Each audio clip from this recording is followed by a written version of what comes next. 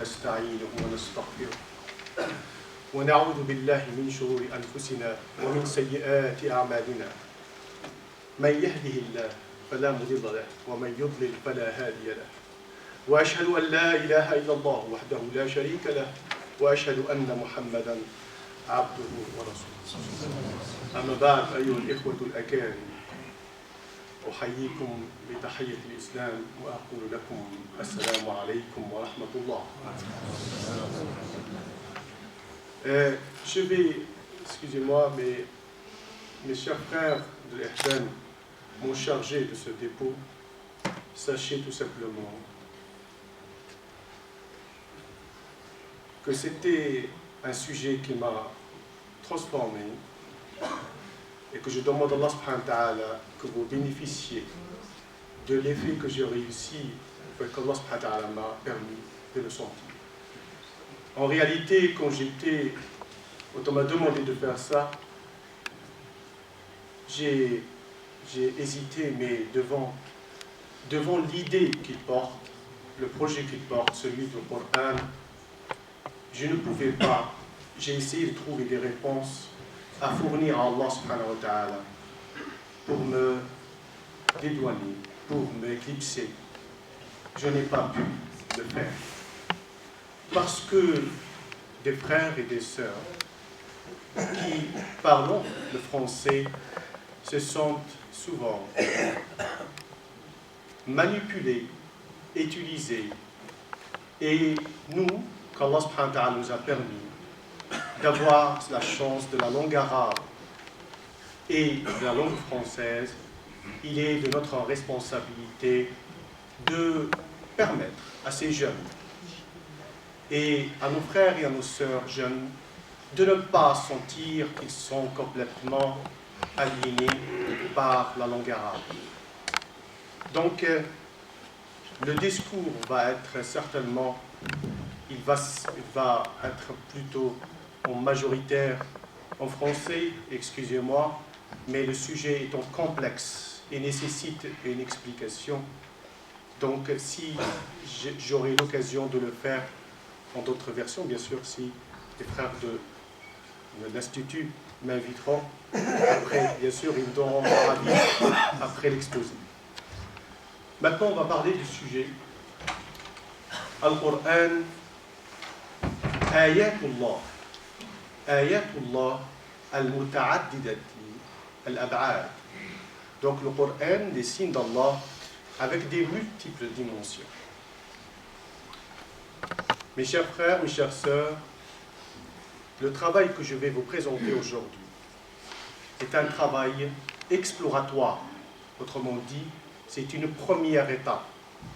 C'est une première version d'un projet qui nécessite beaucoup d'investissement, beaucoup d'investigation. Et en réalité, qui nécessite la mutualisation des efforts pour qu'on puisse mener à bien ce projet. Du point de vue méthodologique, j'ai utilisé la tafsir, quand il s'agit de l'explication, quand il s'agit du Coran, la compréhension du Coran, j'ai utilisé les règles de Ahl al-Tafsir, c'est-à-dire l'explication du Coran par le Coran, l'explication du Coran par la Sunna du Prophète sallallahu alayhi wa sallam, l'explication du Coran par les Sahaba, les compagnons du Prophète sallallahu alayhi wa sallam. Du point de vue des hadiths que j'utilise, ou toute ce qu'on appelle histoire, j'ai vérifié à l'authenticité de ce que j'en ai pris que ce qui est authentique. Parce qu'il n'est pas question de polémique. Alors, aussi, pour des efforts, j'ai pris les efforts c'est-à-dire j'ai pris les avis, soit de l'unanimité des savants, au cas où je n'ai pas rencontré un dalil, un texte authentique, soit la majorité des savants, soit l'unanimité, soit la majorité des savants. Donc j'ai évité de prendre des éléments qui pourraient perturber ma démonstration. Donc le titre c'est Signe d'Allah, visée pluridimensionnelle. Inch'Allah, à la fin de l'exposé, je demande à Allah subhanahu wa ta'ala, أدعو الله سبحانه وتعالى أن يوفقني ويوفقكم على فهم العنوان في آخر المطاف. Je demande à Allah subhanahu wa ta'ala de vous permettre et de vous permettre de comprendre le titre à la fin de l'exposé. Donc, je vais tester, je commence, Inch'Allah. Oui, j'ai oublié une chose, que cet exposé va être ponctué par des récitations de Coran. C'est pour cela j'ai sollicité mon frère de réciter quelques passages pour ponctuer ma développement. أعوذ بالله من الشيطان الرجيم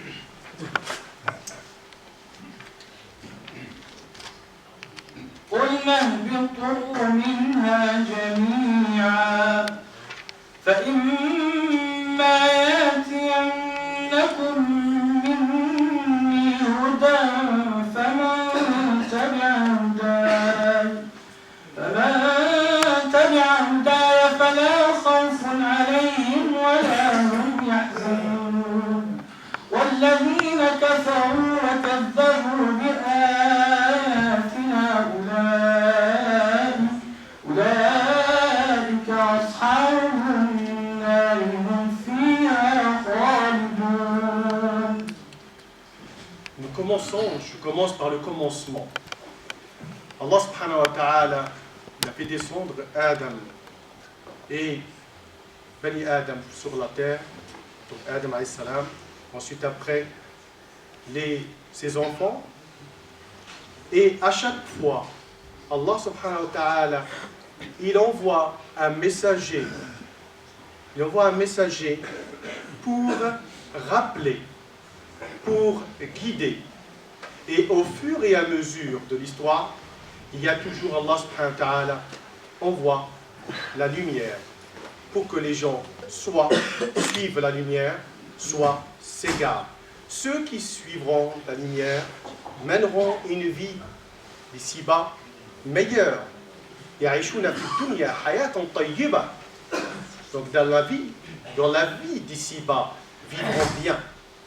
Et de l'au-delà, ils auront une vie meilleure. Donc Allah subhanahu wa ta'ala, par sa grâce, envoie à chaque fois un messager pour éclairer, pour expliquer, pour permettre à l'homme d'avoir les choix les plus pertinents, c'est-à-dire la meilleure possibilité pour bien vivre sur terre. وَيَكُونُ فِي مَأْمَنٍ عِنْدَ اللَّهِ سُبْحَانَهُ وَتَعَالَى. Et c'est pour cela المؤمن مشتق من الأمانة مشتقة من الأمن ومن الأمانة فالمؤمن يعيش في مأمن في الدنيا وهو في مأمن في الآخرة من عذاب الله اللهم اجعلنا مؤمنين. Donc, à chaque fois qu'il y a un choix, les gens donc choisissent. C'est quoi ce message? Il s'agit tout simplement d'un contrat entre Allah subhanahu wa ta'ala et ses serviteurs. Allah subhanahu wa ta'ala, il donne à la fois ni'am, c'est-à-dire sa grâce, ses bienfaits, et il lui donne le chemin à choisir. Et en contrepartie, l'être humain réalisera un tawhid, l'unicité d'Allah subhanahu wa ta'ala. C'est quoi une révélation? Une révélation, c'est d'abord Al-Qur'an interprété, expliqué, mis en œuvre par la sunna du prophète Muhammad sallallahu alayhi wa sallam. Donc, pour comprendre ce que c'est Al-Wahi, il faut à la fois Al-Qur'an et son interprétation par le plus grand, le seul réellement mufassir du Qur'an, Muhammad sallallahu alayhi wa sallam. Allah subhanahu wa ta'ala dit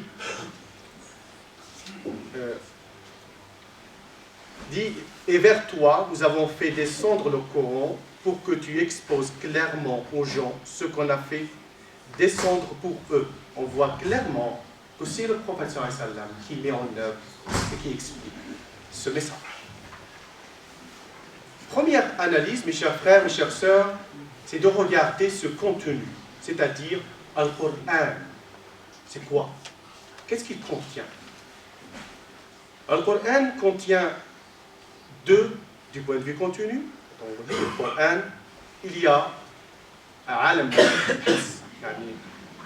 le monde sensible et le monde de l'ghayb. Alam al-shahada, ce qu'on atteste, ce qu'on voit, les choses qu'on voit, mais aussi al-ghayb. C'est quoi al-ghayb? Al-ghayb est composé de deux parties. Al-ghayb, c'est ce qui nous a dépassé et on ne le connaît pas. Et Al-Qur'an, il nous rapporte son histoire. Par exemple, vous entendez l'histoire des prophètes. C'est dans le Qur'an qu'il nous rapporte ces histoires. Mais nous, on n'a pas vu. Mais parce que Dieu a dit, nous, on dit, c'est fait. Il y a une deuxième dimension de l'Ghaïb, c'est ce qui relève de Ilm al-Akhirah. C'est al-Iqab, al-Hisab, des choses qu'on ne peut pas y accéder sur terre. C'est très important, mes frères, parce que vous allez voir, c'est le temps est très important. Le prophète sallallahu alayhi wa sallam, quand il parlait de la fin du monde, les compagnons à ce moment-là ne voyaient pas cette fin du monde. Pour eux, c'était le rêve. Quand il parlait de alamat sa'a, les signes de fin du temps, pour eux, c'était quelque chose de loin. Ils ne voyaient pas, parce qu'il est prophète, parce qu'il dit wa ma yantiqu anil hawa, donc ils le comprennent. Ils disent oui, on croit en toi. Nous maintenant, on a, je ne sais pas, la malchance ou la chance de voir ces prophéties se réalisent devant nous. Vous êtes d'accord avec moi? Oui. Donc nous, ce n'est plus un rêve, c'est une réalité. Nous attestons ce qu'on appelle al-shuhud. Le rêve, هو في الحقيقة يقابله الشهود. Alors, ça c'est l'introduction. Et c'est là où je vais rentrer dans cette partie. C'est la deuxième partie, Inch'Allah. La question qui était du frère Abdelatif, frère Mouss, qui m'a harcelé par les mails, je plaisante bien sûr, c'est comment identifier ces dimensions. Croyez-moi, mes frères, c'était pour moi une difficulté. Comment je vais approcher cet objet qui est extraordinaire, qui est le Coran? Alors, je suis parti par les questionnements. La première question, c'est Allah subhanahu wa ta'ala, il a envoyé, à chaque fois qu'il envoie un messager, il l'envoie avec la langue de son peuple. Ça, c'est très bien. Donc, à chaque fois qu'il envoie un messager, il l'envoie avec la langue de son peuple. La question que je me pose, comment ça se fait, comment le Coran est descendu en arabe et pourtant les Arabes ce sont une minorité sur terre alors qu'ils s'adressent à tous les gens sur terre et alors que en fait il est descendu avec une langue parlée par une minorité et il s'adresse à tous les êtres humains sur terre. Deuxième question. Je ne vois pas très bien une question. Deuxième question. Comment le Coran peut être destiné à tout le monde alors qu'une première lecture nous laisse penser que sa compréhension, ça veut dire Shifam Insan al-Qur'an, ça nécessite une instruction et un degré d'abstraction très important. C'est-à-dire qu'il arrive à penser. C'est ça, que les choses soient plus claires. Quand vous dites, quand vous entendez c'est-à-dire qu'il n'y a rien qui lui ressemble, comment peut-on adorer un Dieu et trouver ça normal pour nous? On adore Dieu fermement et on demande à Allah subhanahu wa ta'ala de nous aider, on s'approche de lui, c'est-à-dire on l'invoque avec insistance, alors que dans notre tête, on n'a aucune ressemblance. C'est une question. D'autres questions, c'est parmi ceux qui maîtrisent la langue arabe, comme certains des Arabes, chrétiens, ou peu importe, qui vivent dans des pays comme l'Égypte, comme le Liban, etc. Ils maîtrisent la langue arabe. Ils sont des poètes, des écrivains en langue arabe. Et pourtant, ils ne se convertissent pas. Comment peut-on expliquer qu'il y a des centaines de spécialistes de l'islam qui connaissent peut-être les hadiths mieux que nous et qui tiennent des discours, ils tiennent un discours élogieux sur le Coran. Et pourtant, ils ne se convertissent pas. Pourquoi il y a des gens, pourquoi des milliers de personnes qui sont touchées par le Coran alors qu'ils ne comprennent pas le sens? Enfin,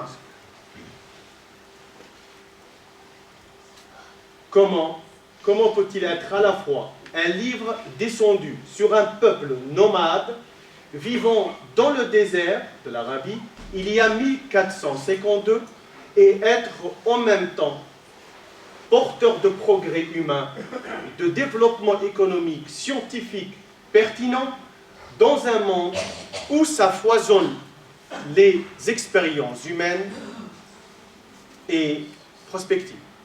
Comment? C'est à travers ces questions-là que j'ai essayé de construire un cadre qui me permet, moi, de trouver les dimensions du Coran.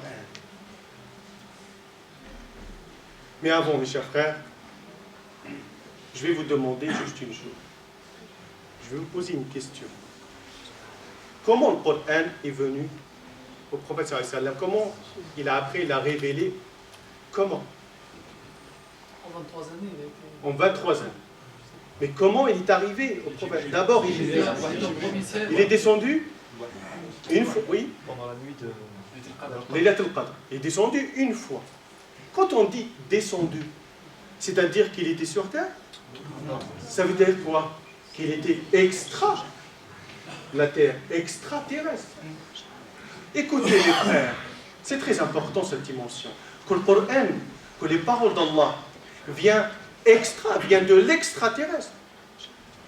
S'il y a un caillou qu'on rencontre, qu'on trouve et qu'on pense qu'il vient d'extérieur de la terre, tous les laboratoires du monde vont se précipiter pour l'étudier, pour examiner cet échantillon.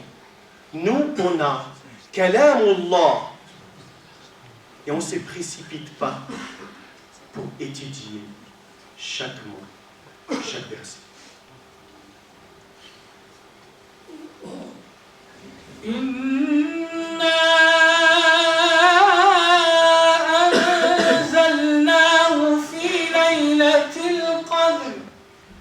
وما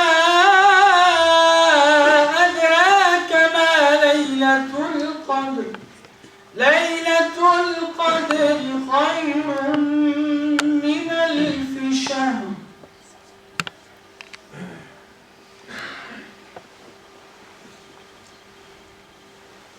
Quand vous prenez conscience que la parole d'Allah, que vous entendez, que vous regardez, vient de par-dessus la terre, vient de Lawh al-Mahfouz, vous n'allez plus regarder le Coran de la même façon.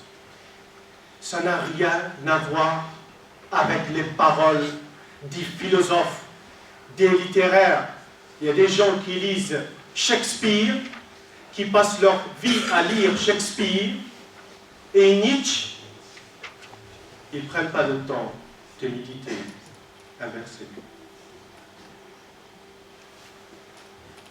Alors maintenant, vous allez m'accompagner dans ma construction, sachant très bien, mes chers frères, qu'il s'agit ici d'une construction. Comme je vous l'ai dit, il s'agit d'une construction. Je peux me tromper, mais il s'agit tout simplement de construction. Je vous demande d'invoquer Allah pour me faciliter. Sachez-le, je n'attends rien de vous, juste une invocation d'Allah. Comme il vous a dit, mon frère, que je ne suis pas quelqu'un qui cherche à être connu. Je ne veux pas être connu. Je veux tout simplement que vous m'aidiez à comprendre Donc invoquez Allah parce qu'on fait confiance à Allah. Allahumma ya Rabbal alamin. Inch'Allah, donc, j'ai commencé par déjà ce que font les savants, parce que ça, ce n'est pas mon travail. Vous sachez très bien que je ne suis pas spécialiste au Coran. Donc, par contre, ça m'intéresse ce qu'on appelle les contenus. Donc, j'ai vu qu'un Coran, les savants, ils l'ont, j'ai cité, j'ai donné la référence en bas. Il y a 3 catégories de. C'est-à-dire que le Coran, ils le voient de 3 catégories différentes. La première, c'est ce qu'ils appellent Asma al-Qur'an al-Datiya. Donc les noms du Coran, tels que Ar-Ruh, Al-Kitab, Al-Wahy, Al-Qawl. Deuxième catégorie, c'est les attributs du Coran en termes de relation avec l'homme. C'est-à-dire As-Sifat al-Qur'an al-Ta'thiriya, son interaction avec l'homme. Vous avez 3e catégorie qui est les attributs du Coran en termes de sa nature, c'est-à-dire Sifat al-Qur'an al-Dhatiya, Sifat. Donc aujourd'hui, je vais vous montrer quelques éléments parce qu'il s'agit d'une construction. Vous êtes en train de regarder un chantier. Alors, j'ai pris de son nom les 2 noms, Al-Wahy ou Al-Ruh ou Al-Kitab. De 2e catégorie, j'ai pris Al-Huda ou Al-Nur et Al-Furqan, et dans ses attributs en termes de sa nature, j'ai pris Al-Ilm Al-Sidq Al-Ilm Al-Sidq je ne me rappelle plus ce que j'ai pris. Al-Haq. Donc j'ai pris ça pour construire un cadre d'analyse. Je vais accélérer, Inch'Allah. À partir de là, donc, je vais, dans cette partie-là, je ne vais pas rester très longtemps, mais c'est juste pour vous dire, mes chers frères, que Al-Kitab, Al-Qur'an, Kitabun fi lawhin mahfouz, Allah subhanahu wa ta'ala dit, mais c'est plutôt, en fait, dans une traduction, quand je dis Allah dit, ce n'est pas ce que je dis qui vient d'Allah. Que les choses soient claires, c'est juste une traduction. Donc, mais c'est plutôt un Coran glorifié, préservé sur une table. Donc, on voit bien que le Coran est préservé. Un Coran préservé, un Coran achevé, c'est très important. C'est très important, mes frères. Écoutez bien. Un Coran achevé, un Coran préservé, c'est extrêmement important pour réfléchir. Parachevé, c'est-à-dire qu'il n'y a rien, tu ne peux pas chercher autre chose en dehors de lui. C'est très important. On parlera à la fin, Inch'Allah, mais je vais rester quelques secondes pour Ruh. Allah subhanahu wa ta'ala dit, وَكَذَلِكَ أَوْحَيْنَا إِلَيْكَ رُوحًا مِنْ أَمْرِنَا. رُوحًا مِنْ أَمْرِنَا. C'est ainsi que nous t'avons révélé un esprit, en fait, Ruh, je préfère Ruh, provenant de notre ordre. Ruh. Donc, ça veut dire que le rapport, quand vous voyez le Coran, je ne parle pas du livre papier, Coran, Kalam Allah, c'est Ruh min indillah. Vous ne pouvez pas le voir comme n'importe quel vulgaire livre. Ensuite, qu'est-ce qu'il dit Allah subhanahu wa ta'ala?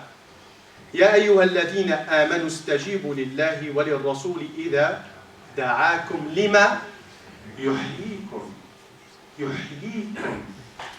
Ô vous qui croyez, répondez à Allah et aux messagers lorsqu'ils vous appellent à ceux qui vous donnent vie, la vie. Donc, je ne vais pas, parce que c'est des dimensions qui nécessitent beaucoup plus de construction. Je vais passer à la 2e étape. Et donc maintenant, on va voir ce que je vais développer amplement, c'est-à-dire plus, c'est les caractéristiques, et ce qui nous concerne, nous tous, c'est les dimensions, c'est dans la relation entre le Coran et l'être humain.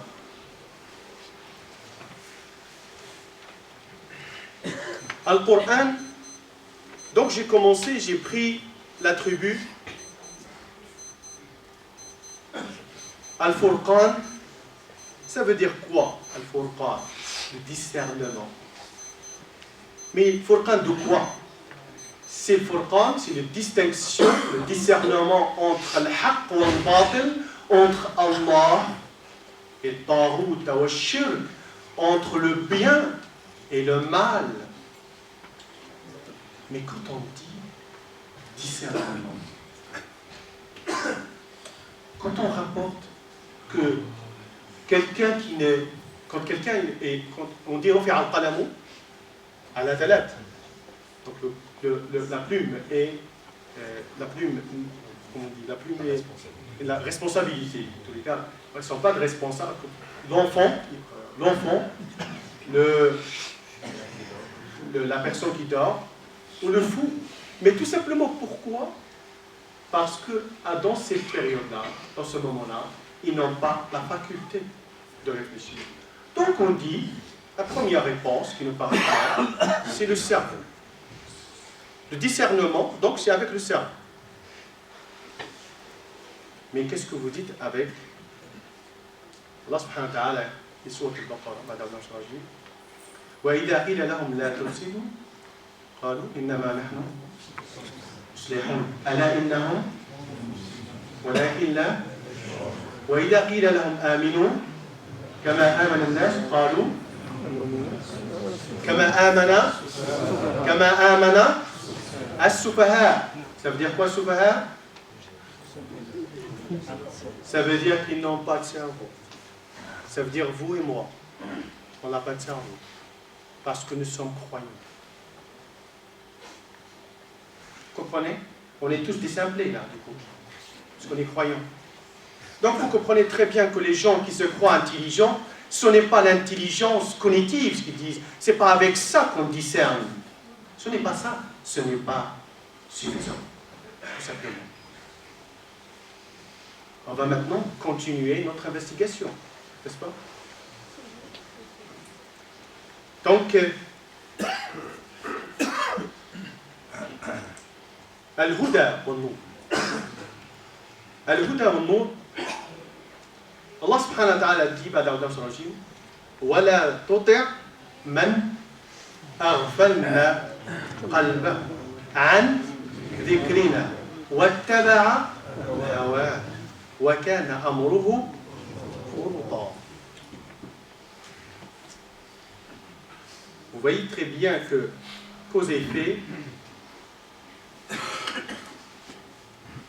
Aghfala, Allah subhanahu wa ta'ala qalba, donc Dieu l'a voilé son cœur. Le cœur étant voilé, il va suivre sa passion. Et sa passion, ce n'est pas seulement ce qu'on croit, la passion musicale, la passion, ça peut être le cerveau, le raisonnement. Les gens, ils voient, c'est-à-dire la rationalité. Donc, mais on va plus loin. Donc on voit bien ici qu'il s'agit du cœur. C'est le cœur et la preuve. Allah subhanahu wa ta'ala dit فَإِنَّهُ نَزَّلَهُ عَلَى قَلْبِكَ فَإِنَّهُ نَزَّلَهُ عَلَى مَاذا فَإِنَّهُ نَزَّلَهُ عَلى قَلْبِكَ. Allah subhanahu wa ta'ala, il a fait descendre le Coran sur le cœur du prophète sallallahu alayhi wa sallam. Il n'a pas dit j'ai fait descendre le cœur sur ta raison, sur le cœur. C'est très important, mes frères. Vous ne soyez pas pollués par ce qui se passe. Prenez votre temps et écoutez, Inch'Allah. Donc, ce cœur, quand il est vivant, il va éclairer le cerveau. Le cerveau, il va voir clair, il va méditer, il va réfléchir. Parce que tout simplement, le cœur, il est en relation avec la lumière d'Allah subhanahu wa ta'ala. C'est pour cela que j'ai choisi Al-Huda wal-Nur. Mais ce cœur, bien sûr, il est enveloppé par ce corps qui est c'est lui qui permet l'accès. L'accès, le corps est très important et je m'adresse tout particulièrement à nos frères et nos sœurs jeunes. Les jeunes et ceux qui sont moins jeunes, puisque moi-même je me considère jeune. Donc, je pense que les jeunes, il y en a pas mal ici. C'est très important de comprendre et de méditer avec moi la sourate al-Qalam qui a été récitée tout à l'heure et surtout le verset wa innaka la'ala khuluqin 'azim. Tu es certes d'une moralité éminente. Mais qu'est-ce que ça veut dire le khuluq? Le khuluq, c'est aussi la conduite, c'est le comportement, c'est l'attitude, c'est la façon de parler, de marcher, de discuter. Donc il s'agit bien ici de ce qui se voit à travers le corps de la personne. Allahu Akbar. Et donc, mais c'est aussi le corps, c'est aussi, il permet d'accéder à l'udun, à l'ayn, à l'lisan, à al-rajl. Il y a parfois quelqu'un, j'ai expliqué, je discute avec mes frères, parce que pour arriver ici, il y a mes frères qui sont ici, avec qui j'ai discuté pour prendre leur avis. Et je profite de l'occasion de demander à Allah subhanahu wa ta'ala que vous soyez nombreux à leur demander, qu'Allah subhanahu wa ta'ala nous guide, Inch'Allah, et qu'il les récompense pour leur avis. Donc, le pied, des fois, on dit, mais le pied, ça n'a rien à voir avec le Coran. Ben si, mes frères. Le fait que vous soyez... Qu'est-ce qu'il dit Allah subhanahu wa ta'ala sur le Jumu'ah? Quand vous venez marcher pour venir ici écouter le Coran, vous êtes en train de déplacer vos pieds. C'est les pieds qui vous portent pour que vous soyez ici. Donc,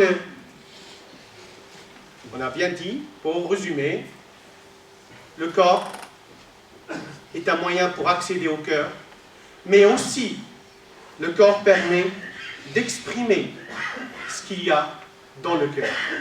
Allah subhanahu wa ta'ala dit Allahu nazzala ahsan al-hadithi kitaban mutashabihan mataniya taqsha'irru minhu juludu alladhina yakhshawna rabbahum. L'expression de cette relation avec Allah, avec le kalam Allah, ça se voit sur le corps, ça se voit sur les yeux, ça se voit sur l'attitude, ça se voit sur le comportement. Mais le corps, il a sa propre relation avec le Coran. Mes chers frères, je vous demande d'être attentifs. Premièrement, vous connaissez tous le verset, Madame Nafsarajim, لو أنزلنا هذا القرآن على جبل لرأيته خاشعا متصدعا من خشية الله. La montagne, c'est de la matière. La matière, quand elle reçoit la révélation, elle s'effrite. L'énergie dégagée par cette révélation est. Il est rapporté dans des hadiths sahih, je les ai notés, mais je ne vais pas tous les raconter. Je les ai derrière mon mail pour ceux qui veulent éventuellement interagir. Sachez une chose, que le prophète sallallahu alayhi wa sallam, il est rapporté qu'à chaque fois qu'il recevait quand il recevait le Coran, la révélation, même dans une nuit où il fait froid, il sue, il y a de la sueur. Vous comprenez très bien que sur son corps, il y a de l'énergie qui se dégage. Donc ce Coran qu'on reçoit, Kalamullah qu'on reçoit, ben ce n'est pas n'importe quelle parole. C'est pour cela que je voulais attirer votre attention sur le fait qu'il est extraterrestre. Ça n'a rien à voir avec une parole. Il est Ruhullah. Il est Kalamullah. Donc, on va passer. Donc, on va faire un petit résumé. Je pense que c'est la troisième étape. Donc, le Coran réagit sur chacune des composantes et chacune communique à sa manière avec le Coran. Et mes chers frères, je vous demande d'être attentifs tout de suite sur ce que je vais dire là à l'instant. Quand il n'y a pas le Coran, qui prend sa place? Qui prend sa place? Shaitan. Qu'est-ce qu'on dit avant de réciter? Qu'est-ce qu'on dit? J'ai pas entendu. Qu'est-ce qu'on dit? Pourquoi on dit A'oudhu billahi minash shaitan? C'est pour que le shaitan ne remplit pas ces espaces, pour que le shaitan ne vienne pas dans notre cœur, pour que le shaitan ne vienne pas dans notre cerveau, pour que le shaitan ne vienne pas dans notre corps, pour qu'on puisse recevoir la parole d'Allah avec de la meilleure façon, de la meilleure des manières. Donc, je vais attirer aussi, j'ai dit quelque chose de très important avant d'arriver à ce point-là, parce que ça concerne directement l'Institut d'Ihsan, on verra ça par la suite. Sachez une chose, que la posture que je vous ai dit tout à l'heure, la posture de celui qui veut tirer profit du Coran, c'est de mobiliser les trois composants. Si quelqu'un veut profiter du Coran, il faut qu'il prépare son corps à écouter le Coran. Il faut qu'il prépare sa tête à écouter le Coran. Il faut qu'il se prépare son cerveau à écouter le Coran. Et là, je vais vous introduire sur la différence. Et ça répond, vous savez, pour ceux qui suivent attentivement, vous savez que je réponds au fur et à mesure à des questions qui ont été posées au début. Là, ici, je vais vous dire j'ai distingué trois registres, c'est-à-dire comment on se comporte avec le texte coranique. Comment on se comporte, c'est-à-dire ta'amuluna ma'a an-nass al-Qur'an. J'ai distingué 5, 6 étapes, et chaque étape, j'ai essayé de lui associer une partie du corps. Al-Qira'a wa al-Tilawa. Al-Qira'a, on peut lire la lecture. Écoutez, j'ai du mal à traduire ça. Je pense que peut-être le frère, il est plus placé, mieux placé que moi. Mais croyez-moi que j'ai beaucoup mis du temps, peut-être pas assez, pour trouver une traduction à ça. Alors je l'ai laissé en arabe, je vais essayer de l'expliquer. Alors pardonnez-moi si je me trompe. Al-Qira'a, c'est quand on lit. Quelqu'un ne pas comprendre ce qu'il dit, mais il lit. Al-Tilawa, c'est lire avec comprendre le sens. C'est tout, comprendre le sens. Un chrétien arabe lit le Coran. Il peut lire le Coran. Ça veut dire ya'qil ma yaqra. Il sait ce qu'il dit. Après, on passe à l'étape suivante. Bien sûr, al-tilawa aussi, ça vient du verbe yatlu, ou tala, c'est-à-dire qu'il se suit, c'est-à-dire qu'on lit plusieurs versets. Hein. Maintenant, on va parler de ce qui nous intéresse aussi, at-tadabbur. At-tadabbur, mes chers frères, c'est Allah subhanahu wa ta'ala dit dans le Rajim, Kitab anzalnahu ilayka mubarakan liyadabbaru ayati. Donc, on voit bien là qu'il ne s'agit pas seulement de la lecture et de la compréhension, il s'agit aussi istihdar al-qalb. C'est appeler le cœur pour qu'il participe à cette lecture. Et vous avez, je vous parle à vous frères, ça m'intéresse de développer ça comme curriculum. C'est une façon de... Tu effaces ça après, c'est entre nous. C'est quelque chose qui m'intéresse parce que ça me permet de finalement... Il y a toute la possibilité. Il n'y a pas d'ordre, si vous voulez. On peut faire al-qira'a, on peut faire tilawa, on peut faire tadakkur, on peut faire tadabbur. Il n'y a pas un mieux que l'autre. Tout est bon, mais bien sûr, ça dépend de ce qu'on cherche. Ça dépend de ce qu'on appelle l'objectif pédagogique recherché. Si on fait al-tadabbur, ça veut dire qu'on est en train de réfléchir avec son cœur et méditer. Vous avez quelque chose de plus important, c'est al-tadakkur. Et al-tadakkur, j'étais surpris de voir, j'étais agréablement surpris de voir, finalement, dans le Coran, il y a 7 versets qui parlent toujours, quand il parle tadakkur, il dit innama yatadakkaru uli al-albab. J'ai essayé de comprendre uli al-albab. Uli al-albab, c'est les gens qui, en fait c'est l'asl, c'est les gens qui comprennent le sens, mais le sens profond. Et en fait, pour arriver à ce niveau-là, ça veut dire que la personne, elle a pris tous les versets qui parlent du sujet, elle a essayé de méditer, de comprendre, de finalement dégager. Ça peut être aussi comprendre, réfléchir sur une sourate. Tu prends une sourate et tu la étudies, tu essaies de comprendre, tu veux extraire ce qu'on appelle, tu essaies de comprendre le sens peut-être. Et vous avez un niveau autre, c'est un outil, ça s'appelle un darasa.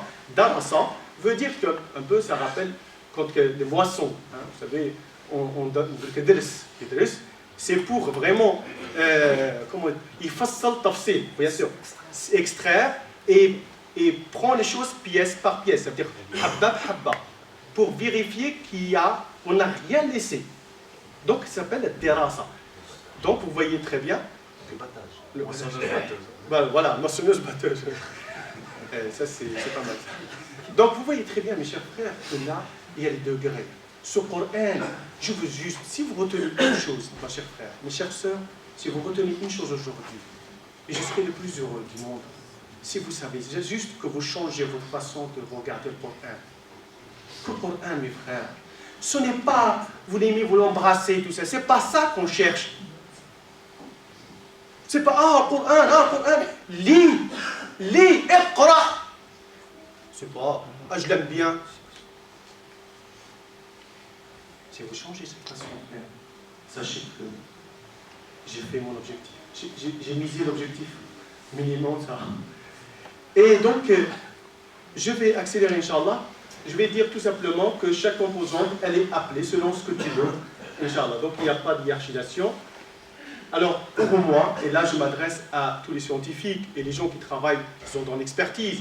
Mes chers frères, ce que je suis arrivé à ça, c'est que la meilleure posture pour vraiment produire de la connaissance, pour faire très bien son travail, etc., quand on a, c'est mobiliser les trois composantes donc, et lire le Coran. Et sachez que vous allez recevoir la lumière d'Allah subhanahu wa ta'ala. Soyez sûrs. Mais vraiment, soyez sûrs. Franchement, je me rappelle une chose, une phrase qui m'a touché.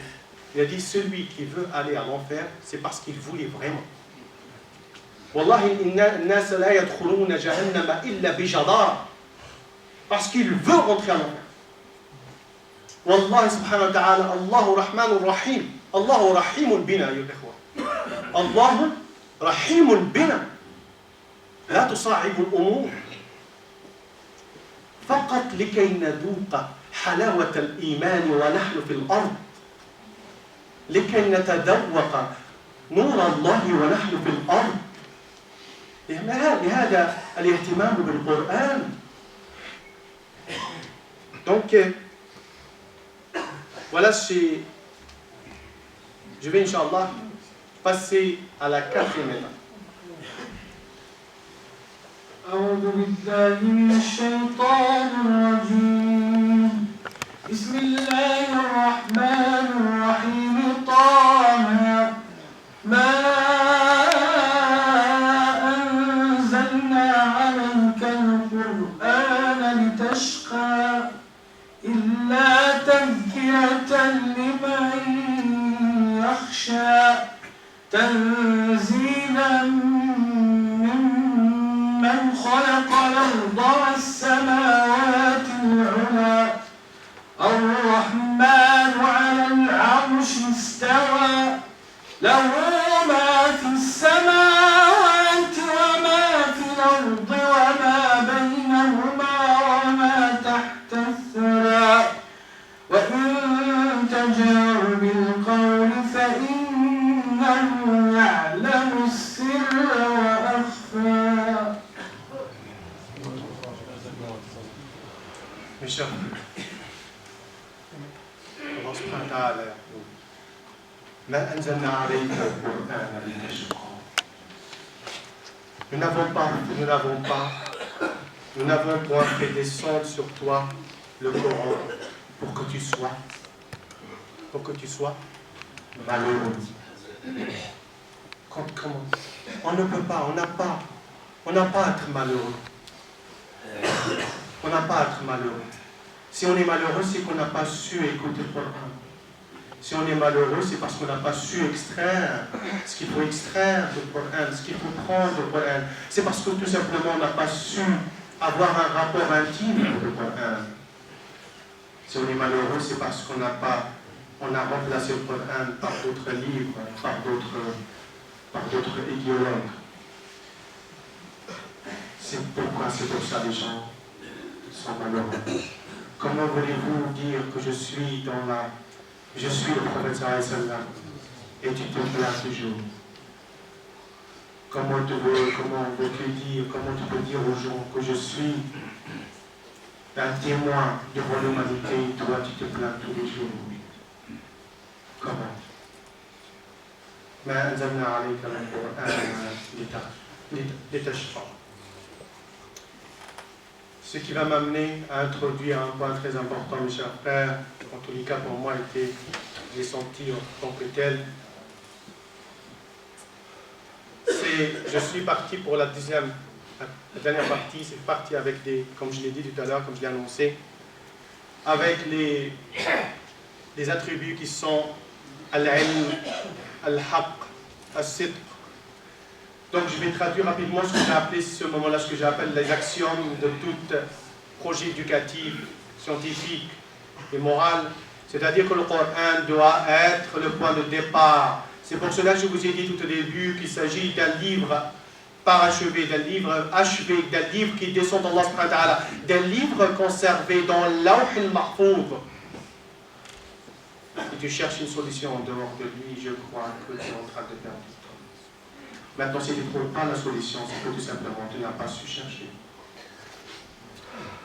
Donc, mes chers frères, je vais vous dire tout simplement, regardez, quand j'ai examiné le nombre, juste une précision. J'ai examiné le nombre de versets qui parlent de halal, le haram ou l'ahkam. Il y a 6% qui parlent de halal, haram, ahkam. 6%. Pardon, 8%. Voire 9%, ça dépend quel savant. Tout ce que je vous dis là, ça vient de majorité des savants. Ce n'est fait que vous rapporter les statistiques. Imaginez, mes frères, dans le Coran, il y a seulement 8% qui parlent de halal, haram, ahkam. Le reste, c'est de la connaissance, disposée d'une façon différente. C'est de la connaissance. Alors que nous, quand on parle de Coran, on parle de ce qui fait frontière, de ce qui fait limite, voire la partie la plus violente. On veut montrer ça de cette façon-là. Mes chers frères, quand vous visitez un pays et vous revenez d'un pays, on vous pose la question, qu'est-ce que vous avez vu dans le pays? Vous allez parler du relief, vous allez parler du climat, vous allez parler de ce que les modes de vie, vous allez parler des choses extraordinaires que vous avez découvertes. Est-ce que quand vous rentrez d'un pays, vous commencez par leur dire le pays, il a une frontière vers le nord, il y a ça, vous parlez des frontières? On parle toujours de ce qu'il y a dedans. Est-ce que les frontières ne font pas partie du pays? Si, elles font partie du pays. Mais est-ce que c'est ça qu'on commence par en parler? Est-ce que pour donner envie d'aller visiter le pays, vous commencez par leur dire non, ces frontières se trouvent sur les montagnes? C'est comme ça que vous donnez envie d'aller visiter un pays? Donc on ne commence pas. Si les gens présents dans le Coran, ils disent qu'ils s'appuient sur le Coran, en parlant de façon, ils font des choses qui ne sont pas dans le Coran, ils sont interprétés hâtivement. C'est pour cela que c'est très important d'être méthodologique. Ils parlent de la violence, ils font des choses, ils nous font mal, ils tuent, ils disent c'est ça l'islam.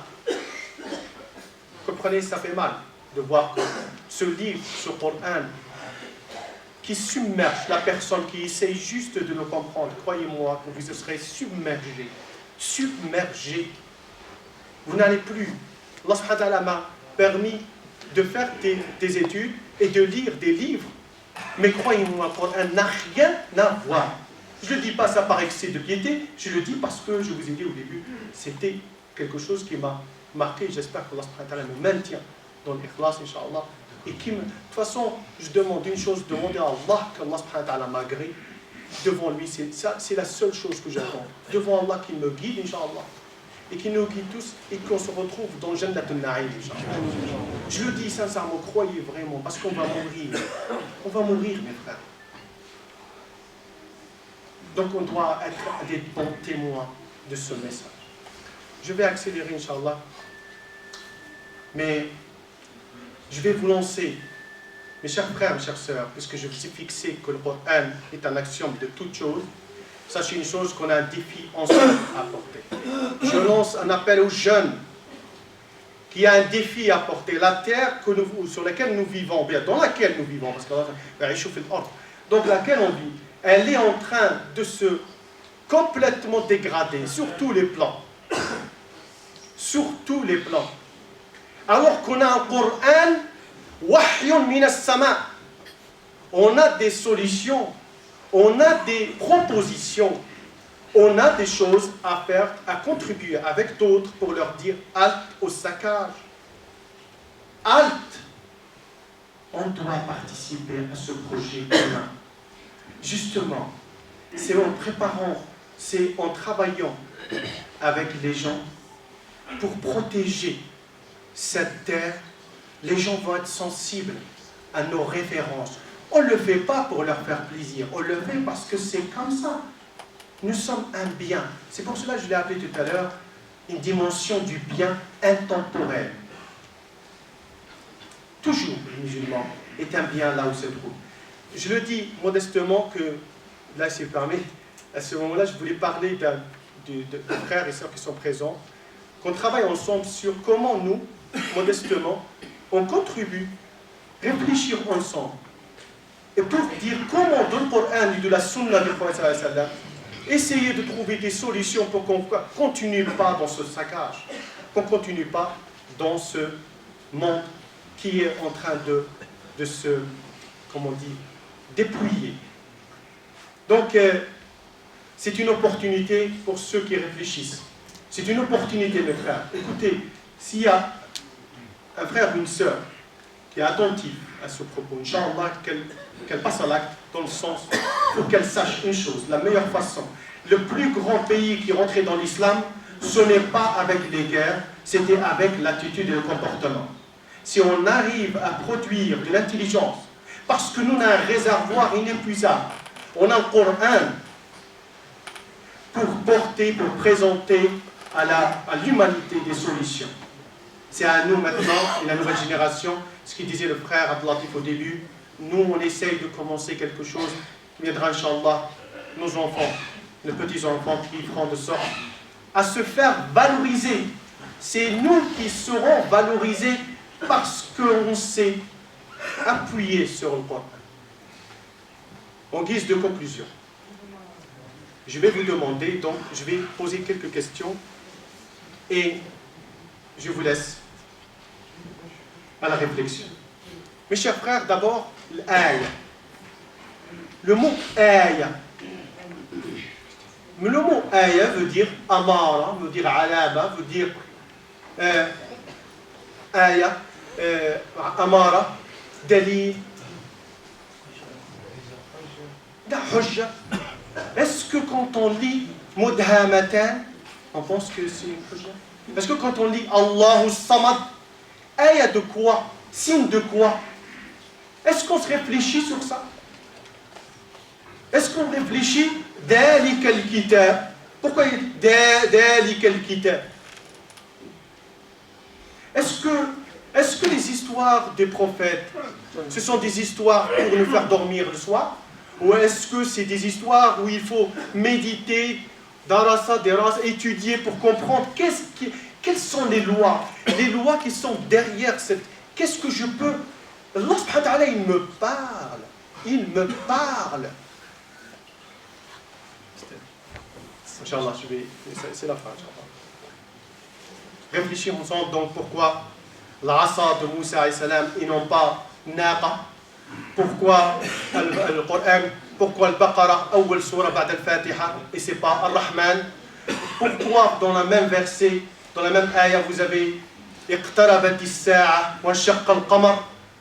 Sa'a, la fin du monde, shaqqa al-qamar. Pourquoi les deux dans la même ayah? Iqtarabat as-sa'a wa shaqqa al-qamar. Enfin mes chers frères, et je finis ici, je vais vous demander juste une seconde de concentration. Je vous demande de réciter le Fatiha, non pas pour réciter le Fatiha, mais pour invoquer Allah. Tfaddal, Inch'Allah. Alhamdulillahi Rabbil Alamin. Ar-Rahman Ar-Rahim. Maliki Yawmiddin. Iyyaka na'budu wa iyyaka nasta'in. Ihdina as-sirata al-mustaqim. Ihdina as-sirata al-mustaqim. اهدنا الصراط المستقيم صراط الذين أنعمت عليهم غير المغضوب عليهم ولا الضالين. اسمعوا جواب الله سبحانه وتعالى في السورة التي تليها. أي سورة؟ سورة البقرة. ماذا يقول الله سبحانه وتعالى؟ ألف لام ميم ذلك الكتاب لا ريب فيه. فيه ماذا؟ هدى. ذلك الكتاب فيه هدى. الله سبحانه دعوتم الله فالله استجاب لكم. إذا أردتم الهدى فعليكم بكتاب الله. والسلام عليكم ورحمة الله وبركاته.